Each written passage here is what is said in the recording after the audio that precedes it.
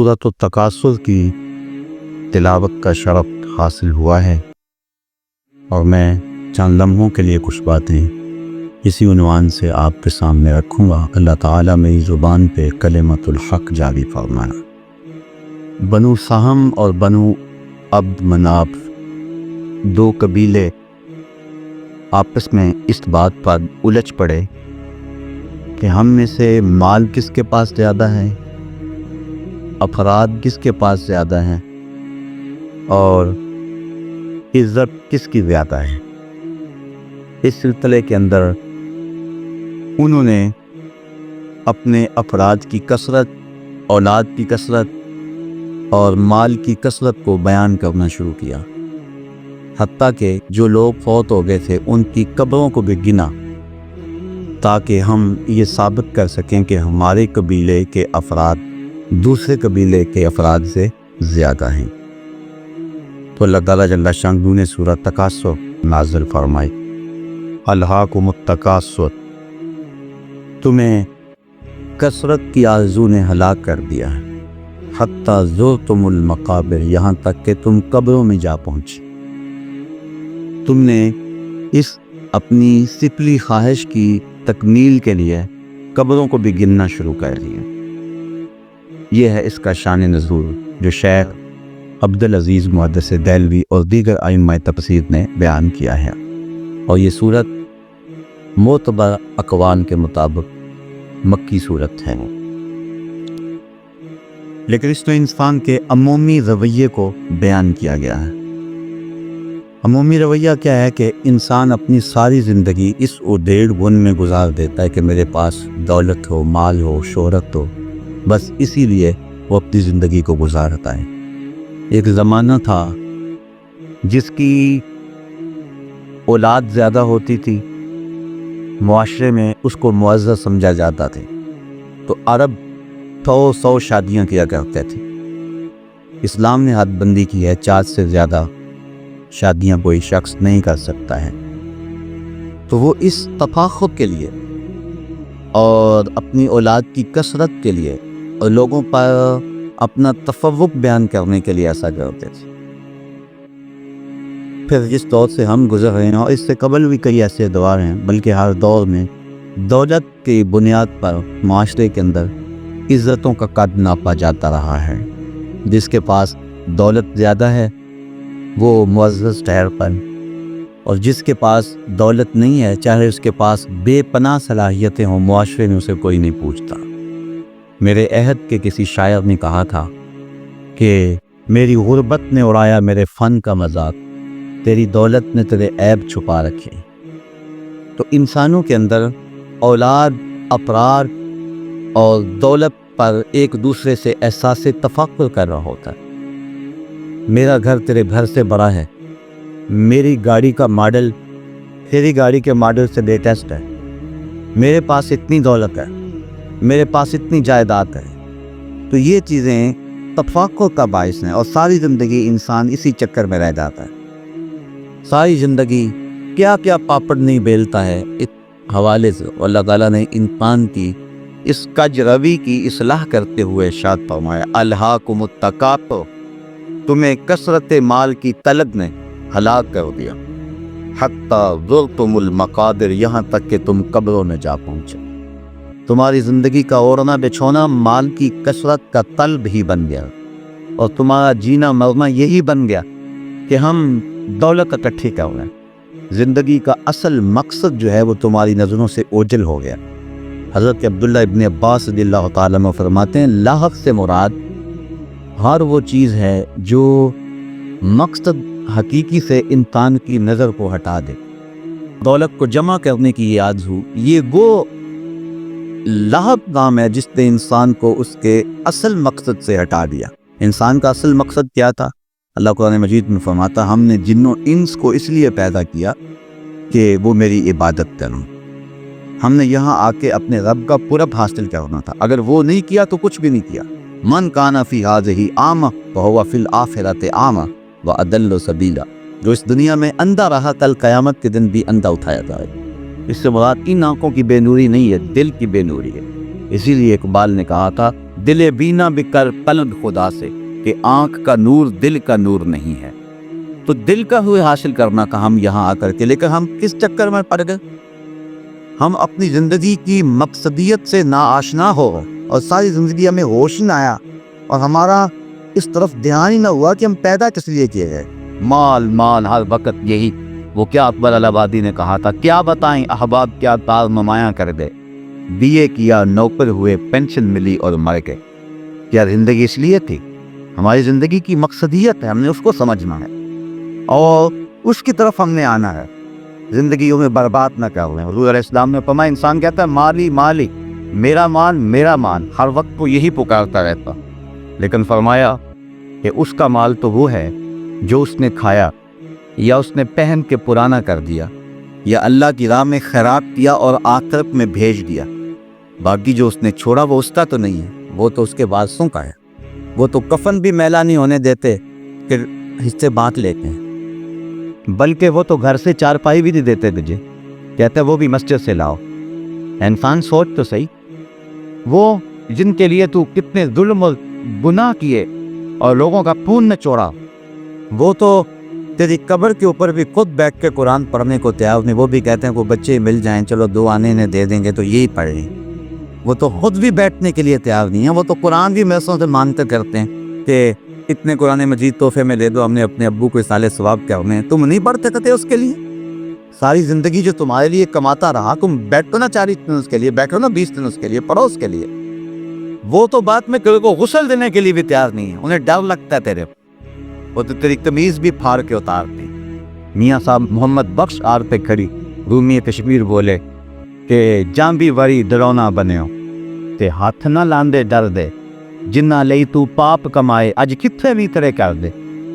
جن کے لیے تو نے گناہ کیے، جن کے لیے تو نے ظلم کیے، جن کے لیے تو نے رشوت دی، اپنی آپ کو پالا تھا لیا، آج تو وہ تجھے غسل دینے کے روادار بھی نہیں ہے۔ انسان غور کر، انسان سوچ، الہاکم التکاثر، تجھے کثرت طلبی نے ہلاک کر دیا۔ تیری وہ دھیر گن، تیری زندگی کا مقصد، تیری شب و روز کا وظیفہ یہی ہے، مال مال۔ صبح اٹھا کاروبار کے بھاگ گیا، شام کو آیا کاروبار چھوڑا، لیکن پھر بھی کاروبار طاری رہتا ہے، سوتا ہے تو خواب وہی دیکھتا ہے۔ میں یہ نہیں کہتا کاروبار نہ کرو، لیکن یہ ہے کہ یہ بات ذہن میں رکھو کہ تمہیں تمہارے کاروبار کی وجہ کے رزق نہیں ملتا، تمہارا رازق تمہارا اللہ ہے۔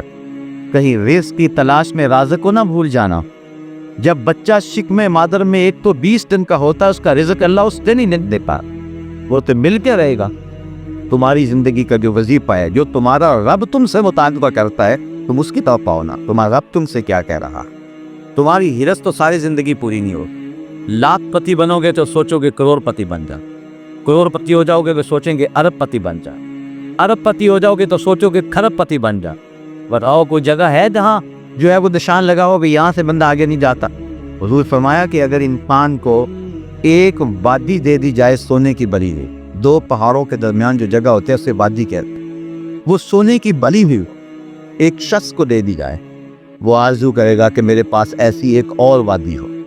اور کتاب الرقاق کے اندر امام بخاری نے ایک اور حدیث لکھی ہے، 2 مل جائے تو تیسری وادی کی آرزو کرے گا، یعنی اس کا پیٹ نہیں بھرتا، اس کی آنکھ نہیں بھرتا۔ اور حضرت شیخ صاحب بھی فرماتے ہیں پیٹ تو بھر جاتا ہے، آنکھ نہیں بھرتی۔ اور رومی کہتے ہیں پوزا ایک چشم حریصاں پر نشو، تاس قدب تانے نشد پر دو نشو۔ حریص کی آنکھ کا پیالہ نہیں بھرتا، جب تک وہ سیپ جو ہے وہ قناعت اختیار نہیں کر لیتا تو اس میں موتی نہیں آتے۔ انسان جب تک قناعت نہیں کرتا اتنی دیر تک اس کا دل غنی نہیں ہوتا، چونکہ جو غنا ہے وہ کثرت مال و زر سے نہیں ہے۔ حضور علیہ السلام نے فرمایا دیشہ غنا تو دل کا غنا ہے۔ اللہ جس کے دل کو غنی کر دے، چاہے اس کے پاس کچھ بھی نہیں ہو تو وہ پھر بھی غنی ہے، اور جس کا دل غنی نہیں ہے وہ کروڑ پتی کھرب پتی بھی ہو جائے نفس کی کمینگی نہیں جاتی۔ اس لیے انسان کہتا ہے کہ حل من مزید، مجھے اور ملے، مجھے اور ملے۔ ساری زندگی کہتا ہے مالی مالی، میرا مال میرا مال، لیکن اس کا نہ پیٹ بھرتا ہے نہ آنکھیں بھرتی ہیں، اور ساری زندگی اسی طلب میں اجار دیتا ہے۔ اور جو اس کی زندگی کا اصل وظیفہ تھا، جس لیے اللہ نے اس کو بھیجا ہے، وہ اپنی اس اصل زندگی کے مقصد سے ناآشنا رہتا ہے۔ ارشاد فرمایا الہاکم التکاثر، تمہیں کثرت طلبی نے ہلاک کر دیا۔ हत्ता ज़ुरतुम अल-मबादिर, यहाँ तक कि तुम कब्रों में जा पहुंचे। तुम कब्रों का रिज़्क़ बांध लिया, तुम कब्रों में चले गए, तुम्हारा सब कुछ यहाँ रह गया। इमाम तिरमिज़ी ने हदीस की तखरीज की है कि रोज़ाना कब्र पुकार दिया, आना बैतुल गुरबा व आना बैतुल बहबा व आना बैतुल तुआब व आना बैतुल दूध। मैं तन्हाई का घर भी, मैं कीड़े मकोड़ों का घर हूँ, मैं मट्टी का घर हूँ, और मैं गुरबत और मुसाफरत का घर हूँ। रोज़ाना पुकारती है बंदे को, और बंदा है कि गाफिल ज़मीन के पेट पे जलता रहता है और सारी ज़िंदगी गुजार देता है। जब मौत आती है फिर हाथ मलता है, लेकिन फिर हाथ मलने से कुछ नहीं होता। कबल इससे कि वो वक्त आए अभी अपनी ज़िंदगी को नेकी का हुस्न और जमाल दे ले। वक्त पल पाती है एक कतरा भी आबे खुश हंगाम का, जन दिया जब खेत बरसा नहीं तो फिर किस काम। फिर हाथ मलने का क्या फ़ायदा जब कुछ पल्ले ना रखा। आंखें उस वक्त खुलेगी जब आंखें बंद होंगी, लेकिन उस वक्त फिर कोई फ़ायदा नहीं होगा। काश कि हम आंखें बंद होने से पहले पहले आंखें खोल लें और देखें कि हमारी ज़िंदगी का मकसद क्या है। हुज़ूर अलैहिस्सलाम ने इरशाद फरमाया, कुन्तु नहैतुकुम अन ज़ियारतिल क़ुबूर फ़ज़ूरूहा लिअन्नहा तुज़क्किरुल आख़िरा। मैं तुम्हें कब्रों पे जाने से रोका करता था, अब हुक्म देता हूँ कि कब्रों पे जाया करो, इसलिए कि कब्रें आखिरत की याद दिलाती हैं। जब रोका था उस वक़्त मुशरिकीन की कब्रें थी, कातिलों की कब्रें थी, इसलिए कहा कि कब्रों पे नहीं जाना। और जब कुछ अहले ईमान फौत हो गए और कब्रिस्तान मुसलमानों का बन गया, अब हुक्म दिया जाओ। जब कातिलों की कब्रें थी मना कर दे, कुन्तु नहैतुकुम, एक ज़माना था मैं तुम्हें रोकता था कि कब्रों पे ना जाया करो, लेकिन अब मैं हुक्म देता कि तुम कब्रों पे जाया करो। क्यों? लिअन्नहा तुज़क्किरुल आख़िरा, इसलिए तुम्हें आखिरत की याद आएगी। टूटी फूटी और शिकस्त कब्रों को देख करके तुम्हें सोच आएगी कि हमने भी यहाँ आना है। हज़रत गौस आज़म शेख अब्दुल कादिर जीलानी अलैहि रहमा फरमाते हैं, जाओ जाके टूटी फूटी और शिकस्त कब्रें देखो, और जाके कब्रिस्तानों में देखो कितने कितने हसीनों की मिट्टी ख़राब हो रही है, जो अपने बदन पे एक एक चुटकी मिट्टी भी नहीं पड़ने देते थे, आज उनके कफन भी तार तार हो गए। टूटी हुई कब्रें भी तुम्हें आखिरत की याद दिलाती, और मुरस्सा कब्रें, ये गुंबद और मज़ार भी तुम्हें आखिरत की याद दिलाएंगे कि ये लोग भी तो इस धरती के वाजी पे। क्या हुआ है कि इनकी कब्र के ऊपर बेला ही ख़त्म नहीं होता है। आप दरियाए रावी के इस पार आएँ तो जहांगीर का मकबरा है, जहाँ दिन को भी हसरतें बरकती हैं। रात को तो अंधेरा होता ही है, दिन को भी आपको कोई वहाँ कुरान पढ़ने वाला नहीं मिलेगा। ताश खेलने वाली टोलियाँ तो मिलेंगी, वहाँ जानवरों की भीड़ें पड़ी हुई नज़र आएंगी, तुम्हें लोग वहाँ घूमते फिरते नज़र को आएंगे, लेकिन वहाँ कोई हाथ उठा के दुआ मांगता नज़र नहीं आएगा। ये वो मुतलकुल इनान लोग हैं जिनके इशारा अबरू पे हिंदुस्तान की तकदीर लिखी हुई थी। बल्कि ज़ेबुन निसा बेटी है जहांगीर की, उसने अपने बाप से चोरी दीवान लिखा था, दीवाने मख्फ़ी। उसका अपना शेर उसके लोहे मज़ार पे लिखा है, बर मज़ाए माँ गरीबा न चरागे न गुले, न परे परवाना सोजत न सदाए बुलबुले। हम गरीबों की कब्र पे ना कोई चराग दिलाने आएगा, ना कोई फूल डालने आएगा, ना कोई बुलबुल गीत गाएगा, और ना कोई परवाना पर जलाएगा। ये जो मुतलकुल इनान हुक्मरान थे, ये आज गरीब बने हुए, लेकिन रावी का किनारा पार कर जाओ, एक लोहे मज़ार वहाँ भी मिलेगी। यहाँ तो लिखा है बर मज़ारे माँ गरीबा न चरागे न गुले, और वहाँ लिखा है गंज बख्शे पैज़े आलम मजहब दूरे होगा ना के सारा पीरे तामिन कान नारा रखना। अरे मैं गुसारो सवेरे सवेरे खराबात के गिर्द फेरे बफेरे, कभी इस तरफ गुजर कर को देखो, बड़ी रौनकें हैं फकीरों के डेरे। दिन को चले जाओ या रात को, कड़क की दोपहर में चले जाओ या बरसती बारिश में चले जाओ, छुट्टी का दिन हो या वर्किंग डे हो, दो तरफ ज़माना कोई भी हो, हुकूमत किसी की भी हो, तुम्हें जब भी जाना नसीब होगा, दाता की चौखट पे हुजूम आशिक़ नजर आएगा। एक ये लोग हैं और एक वो लोग के दिल की टूटी और शक्कता कब्रें तुम्हें इबरत तला की ये इस दुनिया की छाती की ज़ीनत हुआ करते थे, और ये ज़माने का झूमर हुआ करते थे। इनके इशारा अबरू पे हिंदुस्तान की तकदीर लिखी हुआ करती थी। जब बादशाह तख्त पे बैठता तो पीछे पर्दा होता, मलका नूर जहाँ पीछे बैठती। कोई फैसला नूर जहाँ को उसकी महबूबा दीदी को ना पसंद होता तो पीछे से कमर ठोंकती। बादशाह अपना फैसला तब्दील कर रहा, जिसके एक इशारे पे ہندوستان کی تقدیر کے فیصلے ہوتے تھے، آج اس کی قبر کے خواب اڑ رہی ہے۔ اور وہ فقیر، وہ غلیظ پوش، وہ درویش، وہ راوی کے کنارے پر بیٹھنے والا، جس کا نہ کوئی قبیلہ تھا یہاں، نہ کوئی برادری، نہ جس نے شادی کی، نہ جس کی اولاد تھی، اللہ اکبر، لیکن آج جائیں، دن کو جائیں، شام کو جائیں، رات کو جائیں، دوپہر کو جائیں، تو میں کیسا منظر نظر آئے گا؟ سید حجویر مخدوم امما مرکد او پیر سنجر حرم۔ کہا میں تمہیں روکا کرتا تھا قبروں پہ جانے سے، لیکن اب حکم دیتا ہوں قبروں پہ جایا کرو، لِأَنَّا تُذَكِّرُ الْآخِرَةَ، تم وہاں جاؤ گے تو ان کی قبروں سے تمہیں آخرت کی فکر ملے گی، تمہیں آخرت یاد آئے گی۔ تو کہا اَلْهَاكُمُ التَّكَاثُرُ حَتَّىٰ زُرْتُمُ الْمَقَابِرَ، کثرت طلبی تمہیں برباد کر دی، ہر وقت مال مال تمہاری زندگی کا مقصد بن کے رہ گئی۔ حضور فرماتے ہیں ہر امت کا ایک فتنہ ہے، لیکن میری امت کا فتنہ مال ہے۔ بلکہ فرمایا حضور نبی رحمت صلی اللہ علیہ وسلم نے، وَإِنِّي وَاللَّهِ مَا أَخَافُ عَلَيْكُمْ أَن تُشْرِكُوا بِي، فرمایا اللہ کی قسم کہ میں اس بات سے نہیں ڈرتا کہ میرے بعد تم شرک کرو گا۔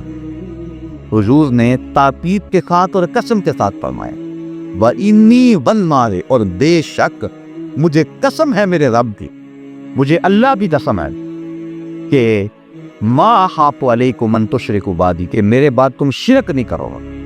یہ مولوی کا دماغ خراب ہو گیا کہ امت کو مشرک بنا رہا ہے۔ سوچیں، یہ بخاری شریف کتاب و زکات کی روایت ہے، اس کو بار بار پڑھیں، امت کو مشرک نہ بنائیں اور شرک و کفر کے لوٹے بھر بھر کے امت پہ نہ ماریں، یہ ظلم نہ کریں امت پہ۔ حضور کے بولے بالے غلاموں کو شرک کا ڈبہ اور دار نہ لگائیں، ڈرے قیامت کے دن سے جب ہر شے کل کے سامنے آ جائے گی، کیا جواب دیں گے اللہ کے سامنے؟ اگر کوئی مزار پہ چلا جاتا تو حضور احد کے شہیدوں کے مزارات پہ نہیں جایا کرتے؟ حضور نے وہاں منبر بچھوا کے باز نہیں کیے؟ عجیب سی کہانی ہے۔ امت کے اوپر شرک کا الزام نہ لگاؤ، امت مشرک نہیں ہو سکتی، اور یہ میں نہیں کہہ رہا، یہ آمنہ تلار پر مار رہا ہے۔ اور حضور اس کو تاکید کے ساتھ فرما رہے ہیں، کیونکہ حضور کو علم تھا کہ میری بولی باری امت کو لوگ مشرک کہیں گے۔ حضور نے فرمایا انی واللہ ما اطاق علیکم ان تشرکوا بی، فرمایا مجھے قسم ہے رب کی، اللہ اکبر، مجھے قسم ہے اللہ کی، میرے بعد تم شرک نہیں کرو گے، مشرک نہیں ہو۔ حضرت موسیٰ علیہ السلام کوہ طور پہ گئے، 40 دن کا اعتکاف تھا، 40 دن ساری توجہ اللہ کی طرف لگائے کی اور امت سے توجہ ہٹا لی۔ 40 دن کے بعد جب واپس پلٹے تو امت بچڑے کو کوج رہی تھی، شرک میں مبتلا ہو گئی تھی۔ معلوم ہوا نبی کی توجہ امتی سے ہٹ جائے تو امتی حق پر قائم نہیں رہ سکتے۔ نبی کی توجہ ہٹی، وہ امت جنہوں نے فرعون کو ڈوبتے ہوئے دیکھا تھا، پانی میں آخری وقت ہاتھ جوڑتے ہوئے آمنت برب موسیٰ، میں موسیٰ کے رب پہ ایمان لاتا ہوں، اسے دیکھا تھا، لیکن وہ بچڑے کو پوچھنے لگے۔ قوم کا ایک وسیع حصہ شرک میں مبتلا ہو گیا۔ نبی کی توجہ جب امت سے ہٹ جائے تو امت پر حق پر قائم نہیں رہ سکتی۔ حضور میں میرے بعد قسم ہے تم مشرک نہیں ہوگے، مطلب کیا؟ نہ توجہ ہٹاؤں گا، نہ تم شرک میں مبتلا ہو، ہر وقت میری نگاہ کرم تمہارے اوپر پڑتی رہے گی اور میرا پیر تمہیں ملتا رہے گا، گنبد خضرا سے نور نکلتا رہے گا اور تمہارے من روشن ہوتے رہیں گے۔ تو کہا مجھے اس بات کا کوئی ڈر نہیں، اللہ کی قسم مجھے اس بات کا کوئی ڈر نہیں ہے کہ میرے بعد تم شرک کرو گے۔ وَلَكِنْ يَخَافُ عَلَيْكُمْ أَن تَنَاخَصُوا فِيهَا، ہاں یہ ڈر ہے مجھے کہ میرے بعد تم دنیا دار بن جاؤ گے، اور آج ہم دنیا دار بنے ہوئے ہیں، اٹھنا بیٹھنا چلنا پھرنا، ہم دین سے دور ہٹے ہوئے ہیں۔ آئیے اس فرق کا نور حاصل کیجیے اور اپنے من میں اجالے کیجیے۔ القابم التکاثر حتی زرتم المقابر کلا سوف تعلمون، کہا ان قریب تم جان جاؤ گے، ان قریب تمہیں پتہ چل جائے۔ آج آنکھیں نہیں کھلی تو کل ضرور کھلیں گی، جب آنکھیں بند ہوں گی تو پھر کھلیں گی آنکھیں۔ ثم کلا سوف تعلمون، کیوں نہیں، ہاں تم ضرور جان جاؤ۔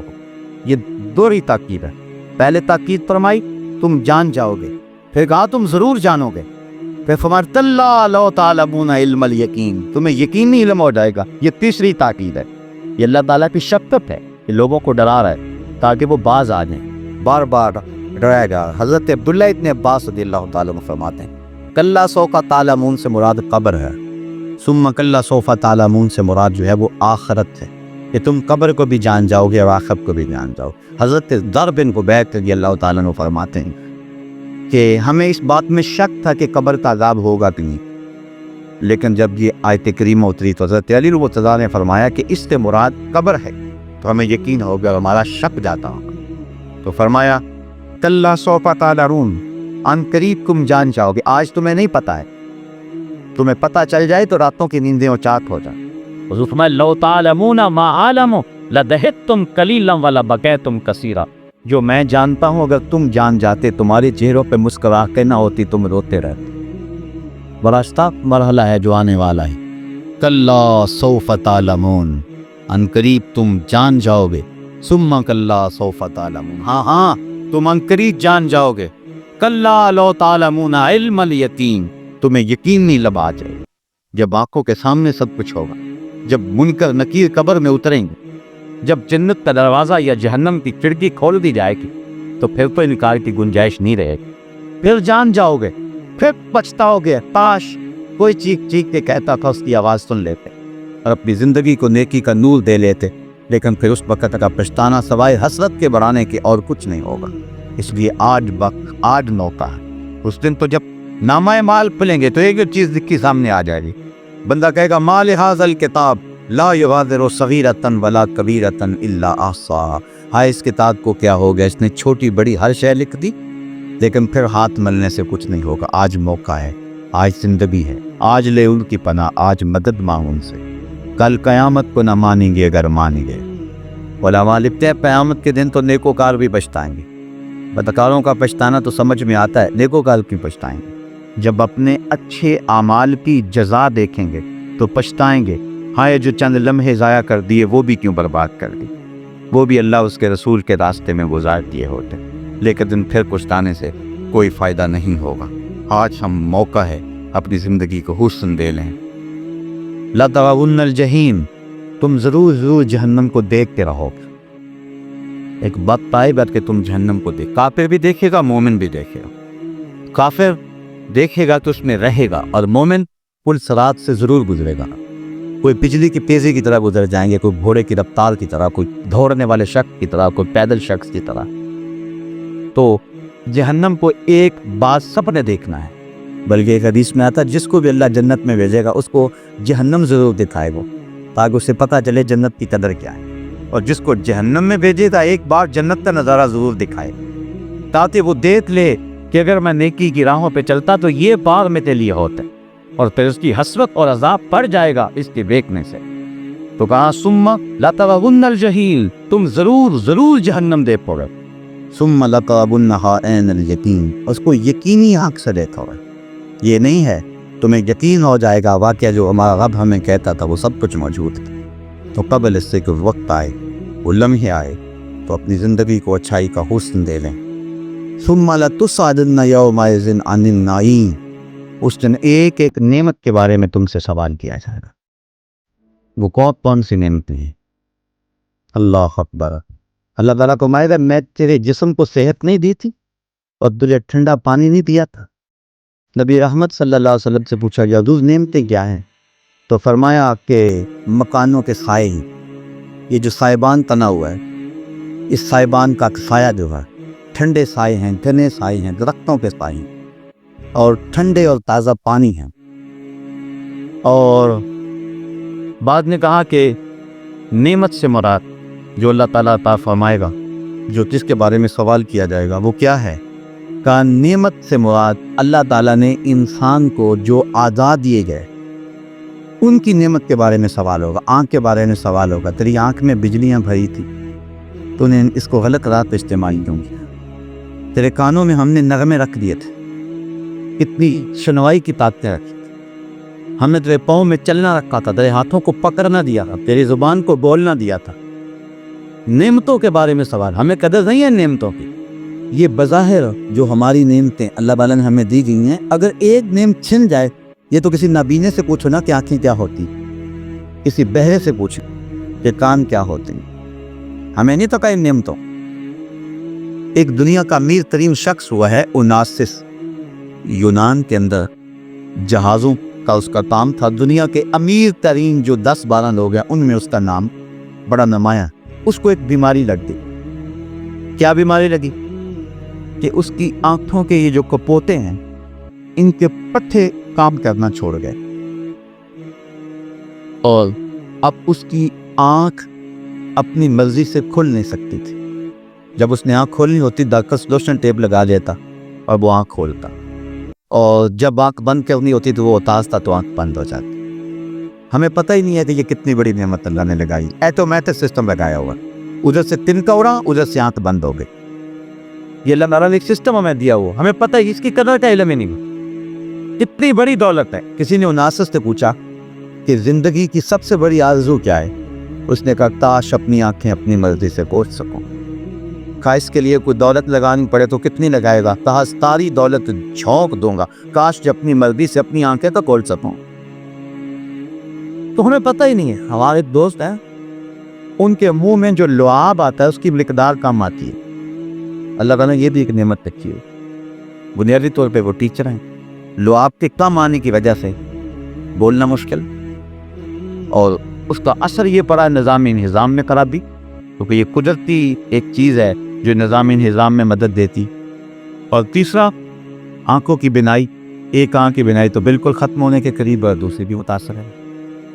اب ہم سمجھتے نہیں یہ کتنی بڑی دولت ہے، ہم کہتے ہیں یہ بار بار پھونک آ رہا ہے، لیکن یہ دولت ہے، اللہ نے ہمیں عطا کی ہے۔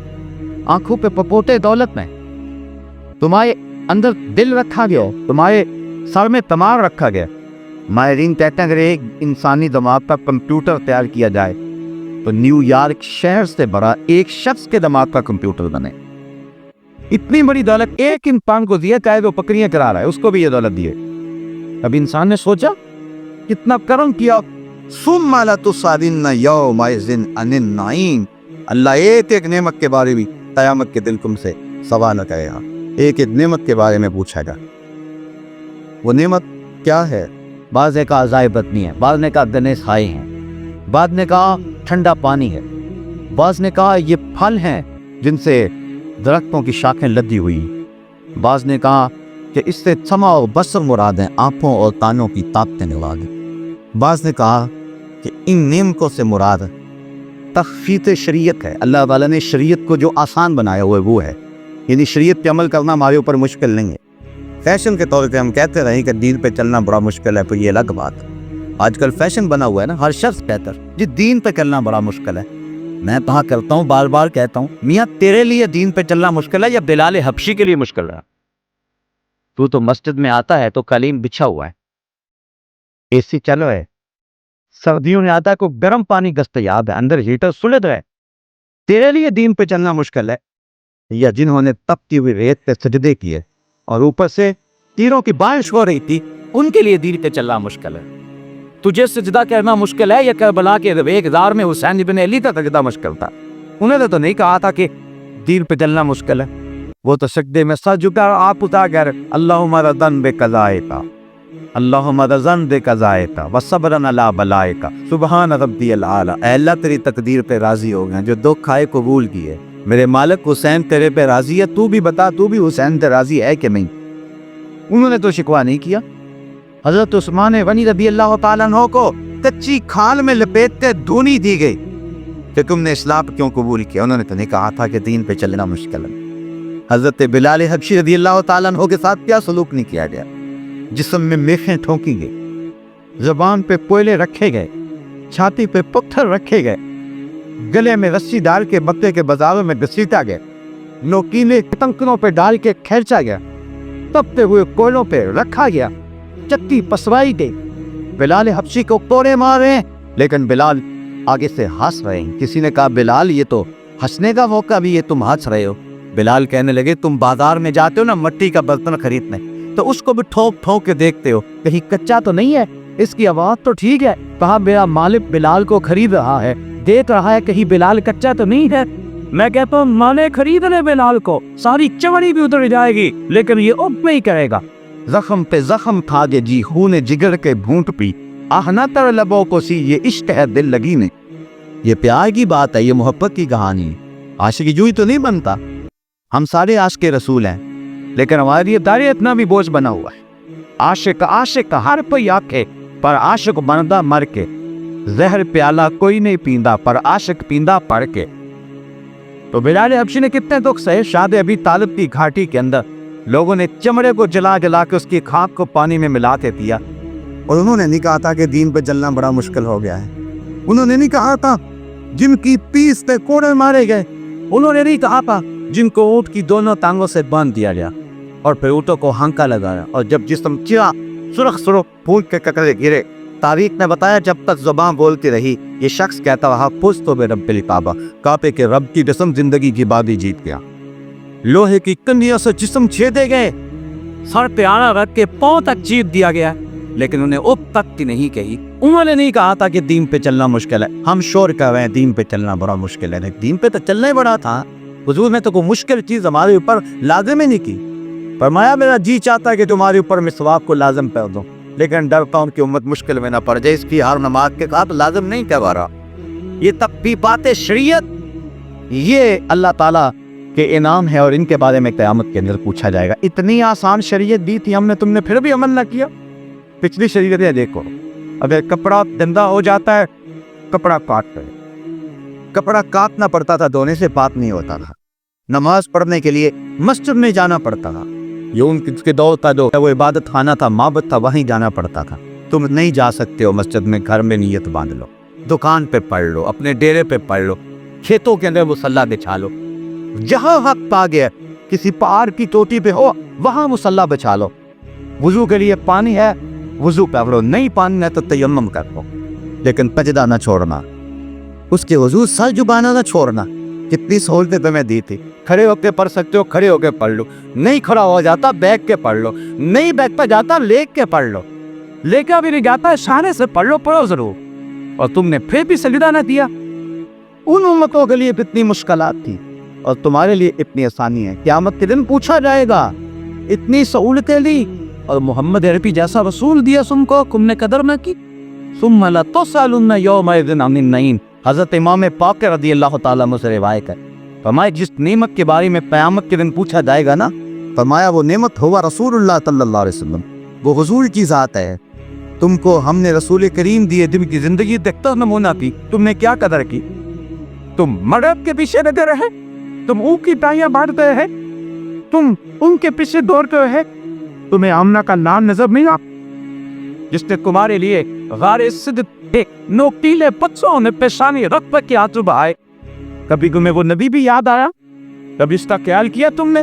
तुम किल के पीछे भागते रहे। तेरे सोपे है फरंगी, तेरे काली है ईरानी, उनके आंसू रुलाती है जवानों की तन आसान। हर कोई मस्ते मये ज़ौक़े तन आतानी है। तुम मुसलमान को ये अंदाज़ा मुसलमान हैदरी पकड़ पहले दौलत उस्मानी है। तुमको असलास से क्या निस्बत रूहानी है, वो मुअस्सस ज़माने में मुसलमान होकर तुम खारदुए तारिक कुरान हो। हज़रत इमाम रागी लिखते हैं कि सुम्मा लतुसअलुन्ना यौमइज़िन अनिन नईम, इससे तख़फ़ीफ़ शराइ भी है और इससे मुराद कुरान भी है। हमने कुरान पर अमल तुम्हारे लिए आसान बना दिया। तुमने कहाँ तक कुरान पे अमल किया? तुमने कुरान को सिर्फ तावीज़ डंडों के लिए रखा? तुमने कुरान को सिर्फ पिचारी में सर को उठाने के लिए रखा? जब कुछ शख्स मर गया तो सिर्फ उसके इसाले सवाब के लिए कुरान को पढ़ा? तुमने दुकान और घर में बरकत के लिए कुरान खोला? ये सारी बरकतें कुरान के दामन से हैं, लेकिन क्या कुरान के नज़ूल का मकसद ये था? बड़ी खूबसूरत शायर मशरक ने बात की। एक बार कहता बंदे सूफी मुल्ला असीरी, हयात पर हिकमत कुरान गिरी, बायातश तुरा तारे जुजी में, क्या जियासी ने उ आसां बमीरी। का तू जाहिल सूफी और काहिल मुल्ला के ऐसे फंदे में फंसा कि कुरान से जिंदगी तलाक नहीं की। कुरान की आयतों से तुझे सिर्फ इतना सरोकार रहा, जब तेरे पूरे की रूह अटक गई तो तू सूरा यासी लेके बैठ गया, इसकी रूह आसानी से निकल जाए। इकबाल कहता है इसमें कोई शक नहीं है कि इसकी रूह आसानी से निकलती, लेकिन अफसोस का पहलू ये है कि तूने कुरान से भी मरना ही सीखा। जिस कुरान से तूने मरना सीखा, काट उससे जीना भी सीख लिया होता।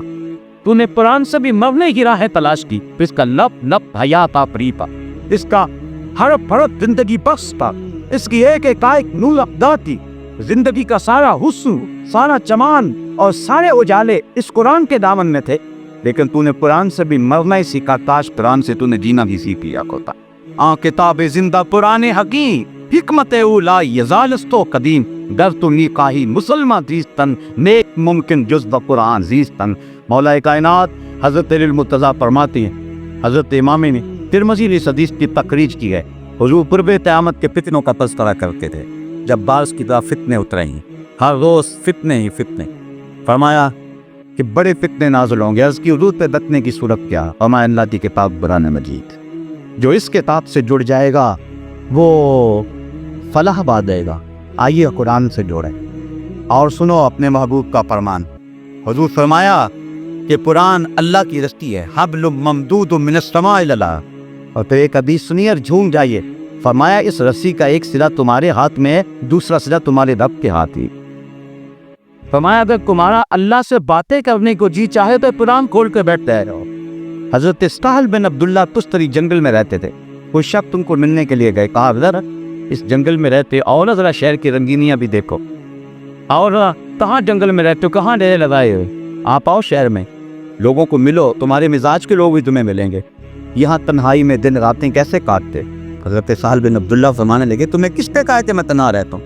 انہوں نے کہا ہم خود دیکھا کہ آپ تنہا رہ رہے۔ فرمایا نہیں، جب میرا اس کی باتیں سننے کو جی چاہتا ہے تو میں قرآن کھول کے بیٹھ جاتا ہوں، اور جب اس سے باتیں کرنے کو جی چاہتا ہے تو نماز کے لیے کھڑا ہو جاتا ہوں، کبھی اپنی سناتا رہتا ہوں، کبھی اس کی سنتا رہتا ہوں۔ تو نے کسی نے کہا کہ میں تنہا رہتا ہوں، میں تو دم دم اپنے رب کے ساتھ رہتا ہوں۔ اس دن پوچھا جائے گا کسی امت کے پاس اس کے نبی کا کوئی معجزہ اصل صورت میں موجود نہیں ہے، تورات، زبور، انجیل، صحف ابراہیم، صحف موسیٰ، تحریف بات آ گئی۔ اگر وہ ہدایت کی راہیں تلاش کرنا بھی چاہی تو وہ چشمہ جہاں سے ہدایت ملتی ہے وہ سوکھ گیا ہوا ہے۔ تحریف بات آ گئی، تیقن سے کہہ ہی سکتے کہ یہ اللہ کا کلام ہے یا نہیں، پتہ نہیں کہاں جو ہے وہ گڑمٹ کر دی گئی ہے۔ امت مسلمہ تو شکر ادا کر کہ صدیاں گزرنے کے بعد تیرے نبی کا سب سے بڑا معجزہ اب بھی تیرے پاس اصلی صورت میں موجود ہے۔ تو اس قرآن سے اپنے من میں قرارہ کر سکتا تھا، اپنے ماحول میں روشنی دے سکتا تھا، اس قرآن کو لے کر کے تو اپنے من کے سارے اندھیرے ختم کر سکتا تھا، لیکن تو نے اس قرآن کو صرف کتاب برکت سمجھا، اس کو ضابطۂ زندگی نہ سمجھا۔ تیری کچہریوں میں قانون اور جاری رہے، تیرے گھر کے اندر علاقائی رسمیں رہی، تیری شادی کے اندر ہندوانہ رسمیں، تیری زندگی کا سارا تانا بانا جو ہے وہ کوئی علاقائی رسموں سے اور کچھ تیری خواہش سے، اور کچھ تو نے مغرب شب دینا شروع کر دیا۔ قرآن کو تو نے پسے پش ڈال دیا، کر یہ قرآن اللہ سے شکایت کرے گا، قرآن کہے گا مالک انہوں نے مجھے پسے پش ڈال دیا تھا، اور رسول بھی اللہ کی بارگاہ میں کہے گا کہ انہوں نے قرآن کو چھوڑ دیا تھا، پھر کیا جواب دو گے؟ تو کل قیامت کے دن جو ہے وہ جو سوال ہوں گے ان میں سے قرآن کا سوال ہوگا۔ فرمایا حضور میں لا تزول قدم العبد یوم القیامہ حتی یسأل عن اربع، قیامت کے دن اللہ بندے کے قدم اپنے سامنے سے ہٹنے نہیں دے گا جب تک اس سے 4 سوال نہیں کر لے، 4 سوال پوچھے گا۔ اور ایک حدیث جس کو امام بخاری نے نقل کیا ہے اس میں 5 چیزیں ہیں، اور یہ 5 یا ایک چیز کو جو ہے وہ ایک سوال بھی درج کیا گیا، وہ کیا ہے؟ حتی یسأل عن اربع عن عمرہ فیما افناہ، پہلے عمر کے بارے میں پوچھا جائے گا کہ تم نے اس کو کہاں قضا کیا، ہم نے عمر دی، تو نے چوکوں میں کھڑے ہو کے تو نہیں گزار دی، تم نے چائے والے پھتے پہ بیٹھ کے اتنی گزار دی، تم نے کی تھی عمر کو حماموں پہ بیٹھ کے ضائع تو نہیں کر دیا، تم نے آوار ہی کے اندر عمر کو برباد تو نہیں کر دیا۔ عمر کے بارے میں پوچھے گا، یہ میری نعمت ہے، تو نے میری اس نعمت کی کیا قدر کی، اس نعمت کی کیا قیمت ڈالی تم نے، اس عمر کو کہاں گزارا تم نے، اس عمر کو آوار بھی کے ساتھ تم نے کہاں برباد کر دیا۔ ایک سوال کرے گا۔ وَأَنْ شَبَابِرِي فِيمَا أَبْلَاهُ، جوانی کے بارے میں پوچھے گا۔ جوانوں یہ سوال قیامت کے دن رب پوچھے، اور یہ بخاری کی حدیث ہے، رکنا اتنی دیر تک اللہ تعالیٰ اپنے سامنے سے بندے کو ہٹنے نہیں دے گا جب تک یہ سوال ضرور پوچھنا دے کہ جوانی کہاں گزاری، مجنوں تو نہیں بن گیا تھا، دنیا کی محبت میں گرفتار تو نہیں ہو گیا تھا، تیری نظر پتداری تو نہیں کم کی تھی، تیرے خیال بیت تو نہیں گئے تھے، تیری پوچھے آوارہ بیری ہو گئی تھی، تو جوان ہو کے رب کے حکموں کو توڑتا تو نہیں تھا، تیری جوانی کی دیکھ کو ضرورت تھی، کابل میں لوگ لٹ رہے تھے، تنپاؤ میں کافتے لٹ رہے تھے، تیری بہن عافیہ صدیقی رو رہی تھی، جیل کی دیواروں سے سر پسک رہی تھی، اور رو رو کے چیخ کے کہہ رہی تھی हमें छुड़ा लो, हमें कापों के पेटों के बाएं बनना हमसे गवारा नहीं हो रहा है। तुमने उनकी मदद पर पहुंचते, तुम्हें कापम और तुम्हें शाह की पौड़ी और तुम्हें सलाहुद्दीन अय्यूबी की जिंदगी का बाओ न पर उतन और जमाल क्यों नजर न आया? तुमने अपनी जिंदगी कहाँ गुजारी? तुम अपनी ही बहनों बेटियों को देखे वीछों की तरह नाचते रहे, तुम अपनी बहनों को गंदा करते रहे, तुम पार्कों और चौकों और बाजारों और कॉलेजों के दरवाजों पर खड़ा हो गए जवानी गुजार दी। कल क्या जवाब दोगे अपने रब के सामने? ने तुम्हारी जवानी की जरूरत थी मोहम्मद रदी को, तुम्हारी जवानी की जरूरत थी गजा की पत्ती में टिकते हुए लोगों को, तुम्हारी जवानी की जरूरत थी जो है वो लोगों को जो दीन की कदरों को पमाल कर रहे थे, उनका किला बरोसना बदन में। कहाँ तुमने जवानी गुजारी पाइबो? ये कल क़यामत के दिन पूछा जाएगा। मैं और आप तैयारी कर लें, अगर मुझे मेरी जवानी के बारे में पूछा गया तो मैं सोच लूँ मैंने क्या देना है, और अगर आपके पास जवानी के लम्हे हैं और आपसे पूछा गया, सोच लें आपने क्या कहना है। अगर आवाज़गी में गुजारी हुई तो फिर क्या जवाब देंगे, लेकिन अगर जवानी किसी धप के काम पे लग गए तो फिर नजरें तो झुकी होगी, रब के सामने उठी ये तो नहीं नजरें, लेकिन कहेंगे मालिक तेरे कुरान की नौकरी करते रहे। इस जवानी ने हमने तेरे दीन का काम किया, इस जवानी के अंदर राहे हक के मुसाकर रखे, तो अल्लाह उतनी देर तक बंदे के कदम अपने सामने से फटक नहीं देगा जब तक उसको ये सवाल नहीं कर लेगा कि तूने अपनी जवानी कहाँ गुजारी। व अन मालिही मिन ऐना इत्तखबहु व फीमा अनफक़हु, और उतनी देर तक अल्लाह दौलतमंद को अपने सामने से नहीं हटने देगा जब तक ये नहीं पूछेगा कि ये माल कमाया कहाँ से था।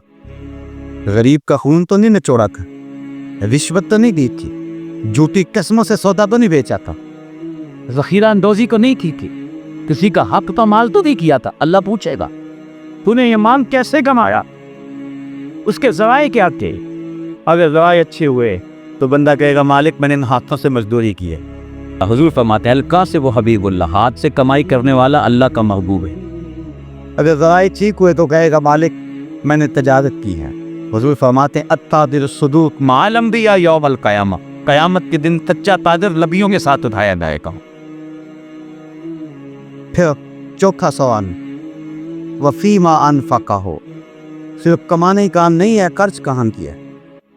अल्लल्लो तल्लो में तो नहीं जा रहा, ताज बड़ी धींग मारी जाती है, मैं 10 लाख रुपया मरी खर्च कराया, मैंने बेटे की शादी की है 5 लाख की आतिशबाजी कर दी, इतने पैसे मैंने इलेक्शन पे लगा दी, इतने पैसे मैंने फलां जगह खर्च कर दी, ये मेरे कोठी का गेट देखो ये 10 लाख रुपए का बना है।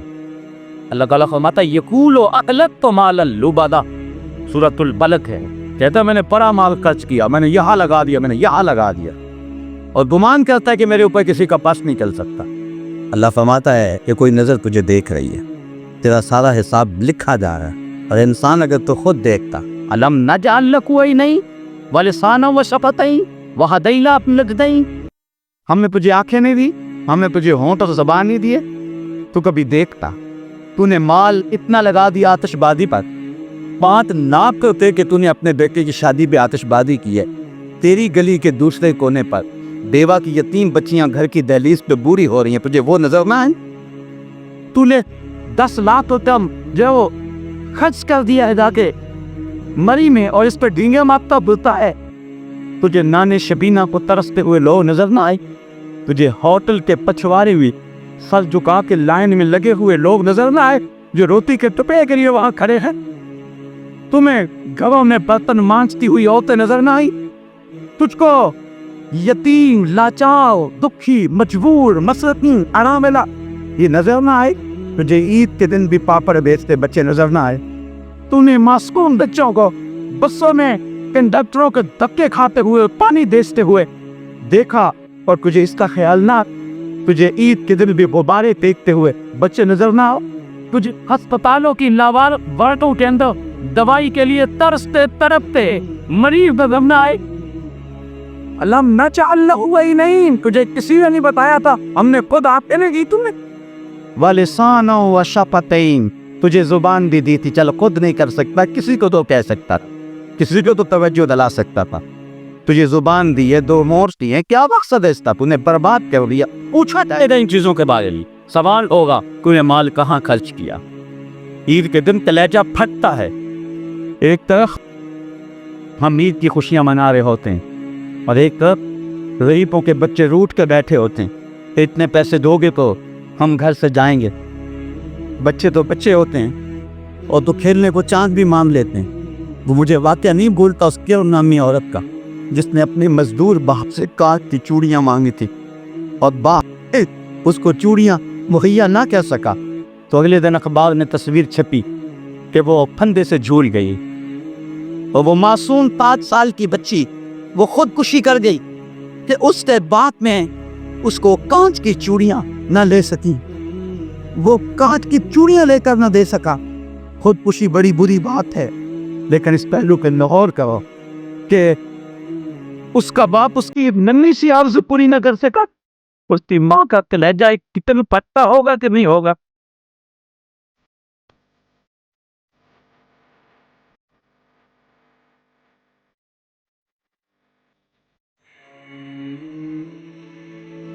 आली नस्ब कोखिन में रहने वालों, गरीबों की झोंपड़ियों को भी देखो। बड़े बड़ी कारों में घूमने वालों, उन पैदल चलते लोगों के दुखों को भी सुन लो। अपने घरों में घी के चिराग जलाने वालों, उन लोगों को भी देखो जो नानी शबीना को तरसते हैं। रात को जिनके घर में चूल्हा रोशन नहीं होता। 7-8 साल कबल मैं एक दिन बाजार गया, छोटी ईद का दिन था। मेरे साथ मेरा भाई भी था, तो मैंने कहा कि घर जा रहे हैं, चलो कोई चीज़ ले जाएं, आज ईद का दिन है। तो मछली बाज़ार में चले गए, तो मैंने वहाँ एक अजीब मंजर देखा जो आज तक मुझे भूल नहीं सका। हमने उसे कहा कि हमें मछली दे दे, तो वो मछली को साफ करके जब उसको काटने लगा तो उसका सर एक बाल्टी में डाल दिया और उसके पीछे दुम उसने थोड़ी सी ज़्यादा काटी और थोड़ा सा गोश्त जिसके साथ चला गया वो भी बाल्टी में डाल दिया। इस तरह जो भी वो मछली तैयार करता तो सर और दुम बाल्टी में डालता चला जाता, बाकी उसका जो भी उससे गलाजत और जो कुछ भी उससे जो है वो झड़ता वो नीचे फेंकता चला जाता। तजस्सुस था कि ये बाल्टी में क्यों डाल रहा है। खैर थोड़ी देर के बाद मैंने देखा कि एक नौजवान आया पीछे से, उसने उसको 10 रुपये दिए और उसने उस बाल्टी में हाथ डाला और चंद मछली के सर और चंद उसकी दुम्बे निकाल करके एक शापर में डाल के उसको दे दी। हैरान सा हो गया कि इसने ये क्या कर दिया। ख्याल था कि शायद ये कोई नौजवान सा है, शायद कोई कबूतरों को डालता होगा, कोई ऐसा मामला होगा, इसका कोई कबूतर की ग़िज़ा बनाता होगा। लेकिन इसके बावजूद जो है वो तजस्सुस बढ़ता गया, मुझसे ना रखा गया, मैं उसके पीछे चला गया। मैंने कहा कि नौजवान इसको क्या करेगा। उसकी नज़रें थोड़ी सी झुकी और मुझे मोटे लगा इसका शोरबा बनाऊंगा और मछली का मज़ा मिल जाता है इससे। साहबों मैं ईद के दिन की बात सुना रहा हूँ और इस मुल्क की बात सुना रहा हूँ। जब इस मुल्क के अंदर लोग ऐसी ज़िंदगी ईद के दिन भी गुजारेंगे तो फिर वो पाक सरज़मीन शादबाद का नारा तो नहीं लगाएंगे। वो तो हुक्मरानों के गिरेबान नोचने को आएंगे, वो तो अमीरों के घर बेके कुछ नहीं होंगे, वो तो कहेंगे इन महल्लात को आग लग जाए, जो हम गरीबों के लिए नाने शबीना भी मुयस्सर नहीं है। ये मैं बात जो है वो अपने मुआशरे का दुख आपके सामने रख रहा हूँ। अल्लाह क़यामत के दिन उतनी देर तक किसी शख्स को अपने सामने से हटने नहीं देगा जब तक ये पूछ नहीं लेगा कि वफ़ीमा अनफ़क़हू, ये माल उन्हें कहाँ खर्च किया है। आज तो इफ्तार पार्टी भी हम करते हैं तो हमारी कोशिश होती है कि उसमें भी 2 अदद वज़ीर आ जाएं, हमारी शोहरत हो जाए। गरीबों को तो कोई वहाँ भी नहीं पूछता है। वलीमा होता है तो उस वक़्त भी हम फरिश्त बनाते हैं, तो कहते हैं उन लोगों को बुलाएं कि जिनके वजह से हमारे घर की जीनत बने हुए कहें फलाफला लोग आए हुए हैं, कभी गरीबों को भी ख्याल किया। सुनो आमना तिल्ला का फरमान, शहर ताम तामुल वलीमा, बदतरीन खाना वलीमे का खाना है जिसमें गरीबों को ना बुलाया जाए, अमीरों को बुलाया जाए। अल्लाह अकबर। बहुत देर तक अल्लाह हटने नहीं देगा अपने से जब तक पूछ नहीं लेगा कि तूने खर्च क्या किया। वअन इल्मिही माज़ा आमिला बिही, और 5वीं चीज़, अल्लाह बंदे को अपने सामने से उतनी देर तक हटने नहीं देगा जब तक उसके इल्म के बारे में पूछ न ले कि तूने अमल कहाँ तक किया। मिंबर पे तो बोलता था, तेरी खताबत के तो तलकने थे, लेकिन क्या तू खुद भी अमल करता था या तेरा किरदार कुछ और था। क्यों बखलवत नीरबन कार दीगर नी कुनन, खलवत में तेरी करतूतें और सी और मिंबर पे और तरह का तू रकीब था। तो अल्लाह पूछेगा क़यामत के दिन। अगर उसके कौल अमल में तदाद न हुआ तो हाथ बांध क्या करेगा, मालिक जो तौफीक मिली कि तेरे दीन की नौकरी करता।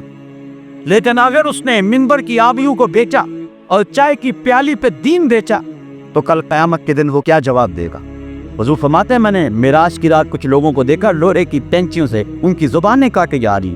میں نے پوچھا بدیری کون ہے؟ کہا ہؤلاء خطباء الفتنہ، یہ آپ کی امت کے وہ فتنہ پرور خطیب ہے جو زبان سے کچھ اور کہتے تھے، ان کا عمل کے بعد کچھ اور ہوتا ہے. جب زبان اور دل میں مطابقت نہ ہو تو لفظ دل میں اترنے کا فن نہیں جانتے. ہواؤں میں اڑتی ہوئی تتلیوں کی طرح لفظ اپنا رنگ تو دکھاتی لیکن معنی کے دودھ سے خالی ہوتے ہیں. لیکن اگر جو ہم زبان سے بول رہے ہیں اگر پیچھے عمل کا زور ہو تو پھر لفظ تو بعد ہوا میں تحلیل ہوتے ہیں، من میں روشنی پہلے ہوتی ہے. حضرت شاہ نقشبند بخاری علیہ رحمہ فرماتے جس شخص کی خاموشی پہلا نہیں دیتی اس کی تقریر بھی پیدا نہیں دیتی. آج کیا ہو گیا؟ مسئلوں کی کمی تو نہیں ہے، آج خطبات کی کمی تو نہیں ہے، لیکن اس کے باوجود دیکھ لیجئے کہ اثر نہیں ہو رہا.